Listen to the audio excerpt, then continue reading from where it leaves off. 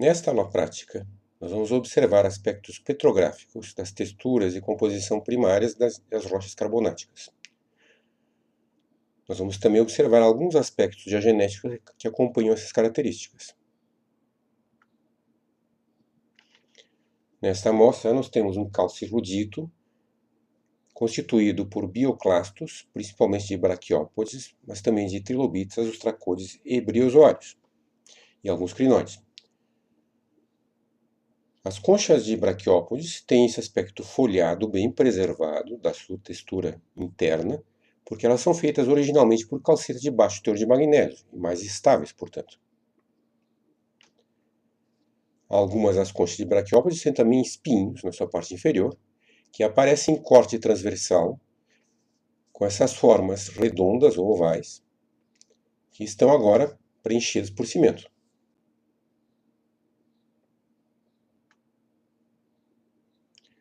Os bioclastos de trilobitas não têm um aspecto folhado, têm um aspecto microcristalino de textura interna, e uma forma bastante encurvada, sinuosa. E nós temos também aqui nessa imagem restos da matriz, o que originalmente ocupava grande parte dos espaços entre os bioclastos nessa rocha. A matriz é margosa, significando que ela é feita de uma mistura de micrita com argila siliciclástica, e está em boa parte substituída por cristais de dolomita.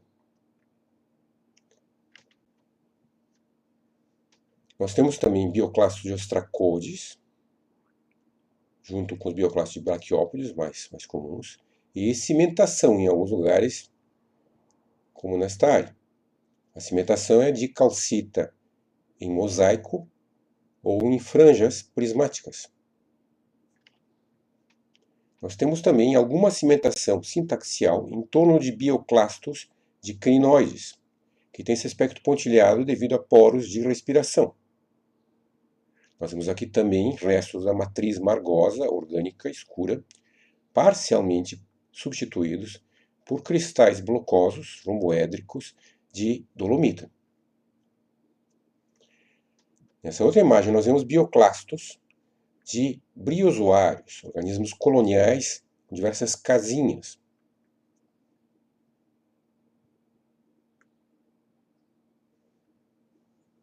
Outra imagem de bioclastos de braquiópodes, com a sua estrutura folhada bem preservada, e da matriz margosa, parcialmente substituída por cristais de dolomita.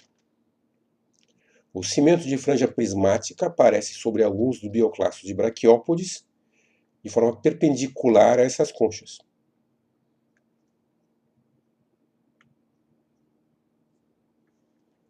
Temos de novo a dolomita blocosa e a calcita está preenchendo alguma porosidade, principalmente sob alguma das conchas, porosidade de abrigo.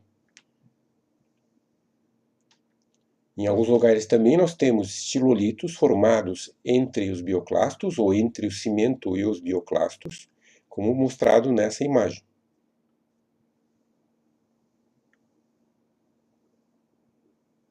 Essa outra amostra, na verdade, é uma suspensão apenas do material que compõe a amostra, constituído basicamente por cocolitos. Cocolitos são restos de algas microscópicas plantônicas. Nós vemos aqui o aspecto radiado dessas placas, desses agregados de plaquinhas dispostos radialmente, característicos dos cocolitos. Eles parecem flores ou hélices, quando vistos com luz polarizada. Esta outra amostra é um calcirrudito de pisolitos vadosos, formados dentro de uma caverna, chamadas pérolas de caverna. Nós vemos uma estrutura concêntrica bem irregular. Algumas desses pisolitos têm núcleos feitos por peloides carbonáticos com contração, espécie de pequenas concreções septárias. Nós temos também na amostra um cimento criptocristalino, que poderia ser chamado de cimento micrítico, e veios de calcita que preencheu fraturas cortando esse material, esse depósito de caverna. Outra imagem aqui dos pisolitos vadosos, com essa estrutura concêntrica bem marcante, e um cimento micrítico, microcristalino ou criptocristalino, de calcita. Vemos detalhe também da calcita lamelar preenchendo os veios. Nós temos uma fratura maior, um veio mais espesso, com essa calcita lamelar bem desenvolvida. E nós vemos aqui a sutura média desse veio, de encontro dos cristais lamelares que cresceram de cada margem da fratura. Alguns dos pisolitos vadosos têm núcleos siliciclásticos de material que foi carregado para dentro da caverna. Nesse caso, um fragmento de rocha plutônica, com microclina e quartzo. Esta outra amostra corresponde a um depósito de planície de maré com burzais, qual sejam bolhas de gás aprisionado dentro do sedimento pela sua rápida litificação. O sedimento aqui é micrítico, com aspecto embolotado, que pode indicar ação de bactérias.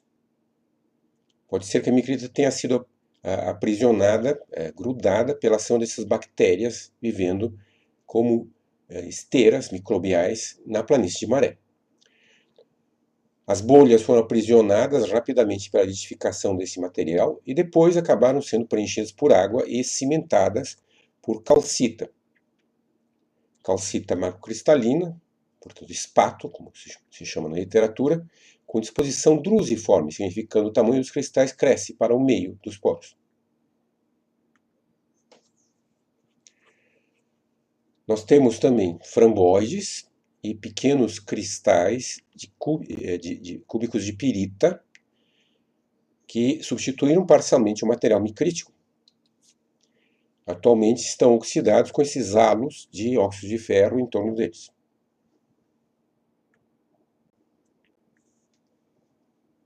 Essa outra amostra é um calcirudito, também de braquiópodes, com a primeira amostra, e de trilobitas, com briozoários e crinóides também, e uma matriz margosa orgânica que foi heterogeneamente dolomitizada.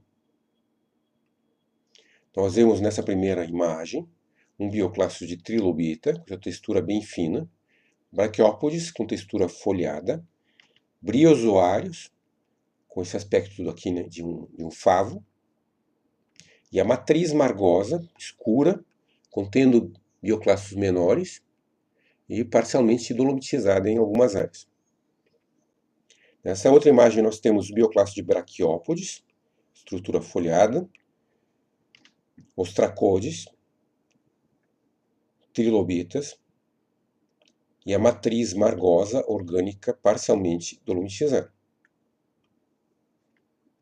Agora nós temos uma imagem mostrando um bioclasto de trilobita, com essa forma característica. Esses bioclastos fazem parte do corpo do trilobita, e são diversas placas que se articulam aqui em corte transversal.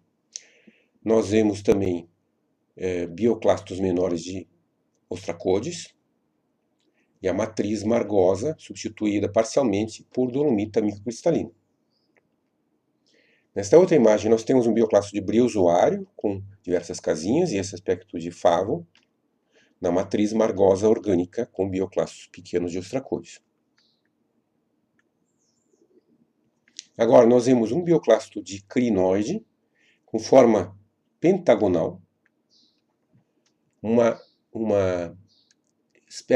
aspecto turvo, dado por muitas pequenas perfurações, pequenos poros de respiração, com um crescimento sintaxial em torno. E um detalhe da matriz margosa, rica em matéria orgânica, parcialmente dolomitizada, parcialmente substituída por pequenos cristais de dolomita.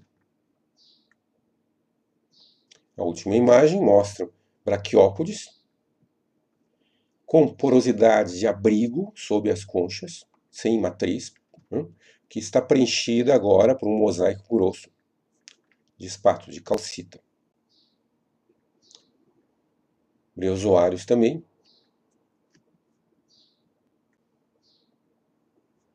Nessa outra amostra, nós temos de novo um calcirudito, um bloodstone, de crinoides, bivalves, braquiópodes, briozoários, trilobitas e ostracodes.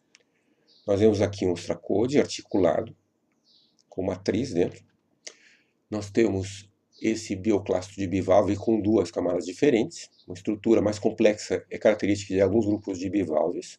A parte interna é mais ou menos prismática e a externa é foliada. E o que predomina são bioclastos de crinoides, cada um deles com cimento sintaxial ao seu redor. Alguns desses bioclastos de crinoides têm formas diferentes, estranhas, né? Como por exemplo esse aqui. De novo, bioclasto de bivalve, com cimentação completa da rocha por esses crescimentos sintaxiais em torno dos bioclastos de crinoides. Bioclastos de briozoários, com estrutura bem preservada, diversas casinhas, né, bem preservadas e preenchidas por cimento de calcita, de esparto. Um bioclasto de trilobita, com aspecto sinuoso característico e estrutura bem fina, extinção sedosa, ondulante. Um bioclasto de ostracode preenchido por micrita, por matriz, deve ter vindo dessa forma.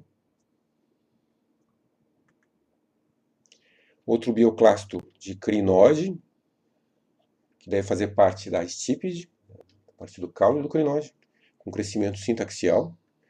Bioclastos menores de crinoides também com crescimentos sintaxiais, que é o principal tipo de cimento nessa rocha. E alguma cimentação por franjas prismáticas sobre os bioclastos de braquiópodes. Aqui está bem visível a estrutura prismática. E por um espato grosso, um mosaico grosso. Outra rocha aqui, constituída essencialmente por crinoides. Nós temos também briozoários, com aspecto característico, braquiópodes e trilobitas. Essa combinação de fauna característica do Paleozoico. Então, nós temos aqui os briozoários, os crinoides, com seu crescimento sintaxial. Bioclasto de crinoides com cimento sintaxial ao seu redor, um aspecto turvo devido aos polos de respiração. E nessa rocha nós temos também múltiplas superfícies estilolíticas de dissolução por pressão, com concentrações de dolomita. A dolomita menos solúvel que a calcita acaba sendo concentrada pela dissolução por pressão ao longo dos estilolitos e também de matéria orgânica.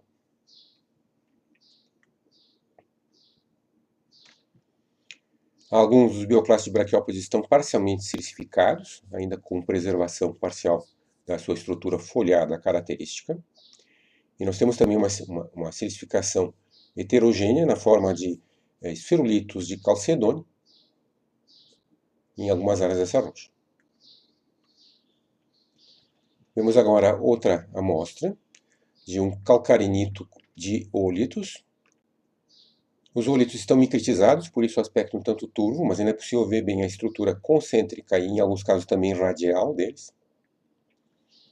Há alguns bioclastos também de crinoides, de bivalves. Nós vemos aqui um bioclasto de crinoide com uma forma engraçada e com micritização superficial, principalmente alguma pirita dentro dos poros de respiração.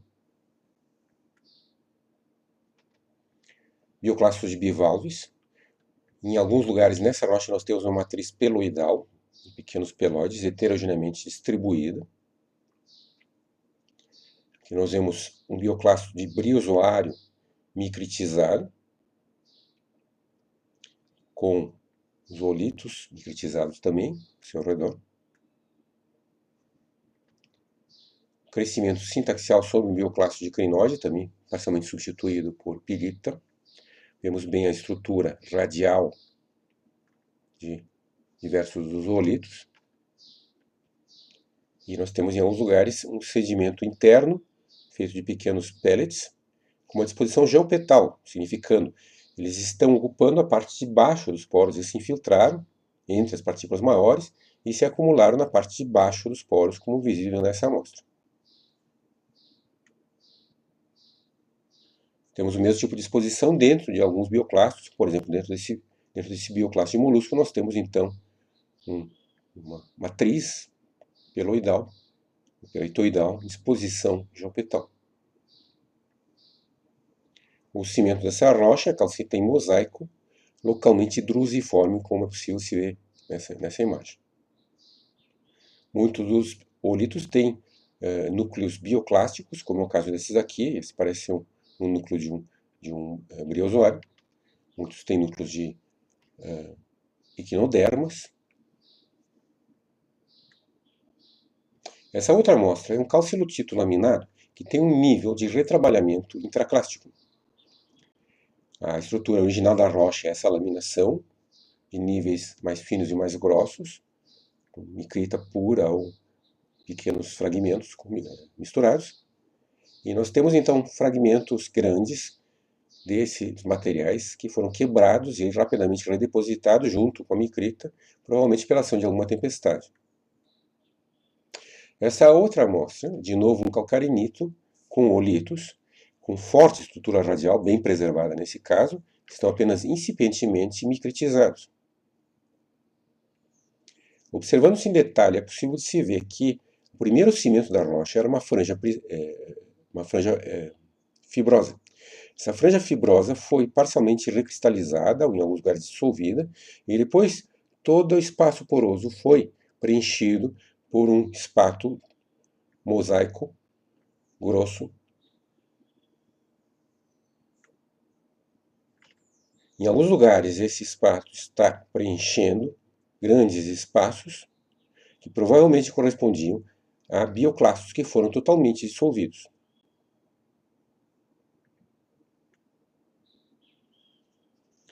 Outra amostra de um calcirudito de oncolitos, agora, com cimentos de franjas e de mosaicos. Nós temos a estrutura concêntrica bem mais irregular dos oncolitos do que a dos oolitos que nós vimos. Alguns oncolitos são aglomerados, tem mais de um oncolito na mesma partícula. Nós temos essa cimentação feita por franjas recristalizadas, é possível ver bem a estrutura da franja aqui, e um cimento em mosaico que preencheu os poros. De novo, nós vemos a cimentação aqui e também alguma dissolução dos oncolitos, gerando poros secundários. Localmente observam-se estilolitos com concentração de matéria orgânica.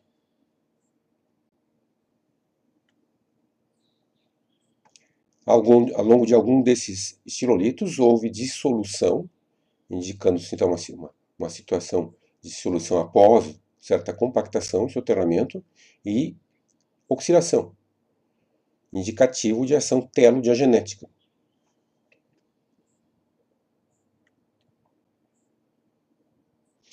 Nessa outra amostra nós temos um calcilutito com foraminíferos plantônicos, alguns foraminíferos bentônicos também, e os tracodes, numa matriz micrítica. Os foraminíferos plantônicos se caracterizam por câmaras esféricas, diversas câmaras combinadas tipicamente, e uma estrutura perfurada radial da parede. E nós temos, em alguns deles, pirita framboidal preenchendo parcialmente os poros intrapartícula, que também é a mesma coisa. Vemos aqui um bioclasto de ostracode, a matriz micrítica, com aspecto característico, e muita pirita framboidal disseminada na matriz micrítica, ou então concentrada dentro dos bioclastos de foraminíferos. Nós vemos bem a estrutura perfurada radial da carapaça do foraminífero e o aspecto da micrita. A micrita está incipientemente recristalizada, como a gente pode ver. Agora nós temos um calcirrudito de macroforaminíferos, com muitos pelóides também, e bioclastos de algas vermelhas, foraminíferos bentônicos e equinóides. Os macroforaminíferos são um grupo aberrante de organismos que surgiram e se extinguiram no Paleógeno, que tem uma estrutura interna bastante complexa, geralmente bem preservada, e tamanhos realmente grandes. Temos diversas formas de macroforaminíferos nessa amostra, como esses aqui também. Aqui nós vemos os pelóides, parcialmente substituídos por pirita framboidal. E nós temos também dolomita microcristalina, substituindo o que parece ser uma matriz micrítica presente nessa rocha. Temos bioclastos de algas vermelhas, com uma estrutura celular fina característica. Bioclastos de equinoides, com seus poros de perfuração regularmente espaçados. Muitos pelóides. Alguns bioclastos de foraminíferos bentônicos, seriados, como esse aqui, ou espiralados. Gastrópodes. Nós vemos muita pirita framboidal nessa rocha, substituindo as partículas ou a micrita. Alguns pelóides de glauconita, cor verde característica. Vemos também bioclastos de algas vermelhas nessa imagem. Dolomitização local, aqui nós temos um fragmento de matéria orgânica carbonosa, que foi substituído parcialmente pela dolomita. Nessa outra amostra, nós temos um frame-stone, uma rocha de bioconstrução, biolitito na outra classificação, de algas vermelhas, corais e vermes. Grande parte da rocha é constituída por algas vermelhas, com estrutura celular característica. Nós temos também essas casinhas que são corais, e algumas formas ovais que são os vermes. Nós vemos aqui as algas vermelhas e corais associados, construindo junto, e um material que está preenchendo a porosidade interna. Nós temos porosidade de perfuração e porosidade de construção, framework, com uma matriz híbrida micrítica arenosa. Nós temos também um sedimento interno de pelóides, que pode ter sido constituído por ação microbial, junto com micrita e areia. Essa outra amostra é um bioacumulado de ostracodes. Nós temos uma grande quantidade de bioclastos de ostracodes, diversos deles ainda articulados, no que era originalmente matriz, que agora está substituída em boa parte por sílica, calcita, dolomita. Nós temos cimentação interna nos ostracodes articulados por calcita grossa, substituição da matriz micrítica por sílica, quase isótropa nessa imagem, e dolomita microcristalina. Nós vemos a dolomita e a sílica substituindo então a matriz. E recristalização parcial e dolomitização parcial dos ostracodes também em partes da rocha. Nessa outra amostra nós temos outro biolitito, nesse caso um bindstone de algas vermelhas com sedimento interno dolomitizado. O sedimento interno era micrítico originalmente e está agora substituído em boa parte por dolomita finamente cristalina. A dolomita substituiu pouco os bioconstrutores, as algas vermelhas, e bastante a matriz. Nessa outra amostra nós temos um calcirrudito de intraclastos e de pelóides marginalmente piritizados. Temos muita pirita nessa amostra, que está substituindo então a margem das partículas e também preenchendo, junto com calcita, os poros interpartícula. Aqui nós vemos os pelóides. Provavelmente parte deles era um oncolito, julgar pelo aspecto vagamente concêntrico de alguns deles. Intraclastos recristalizados nessa rocha e substituídos por pirita ao longo de suas margens, cimentados por espato grosso. Em algumas áreas, então, nós temos cimentação por pirita grossa, que corrói as partículas.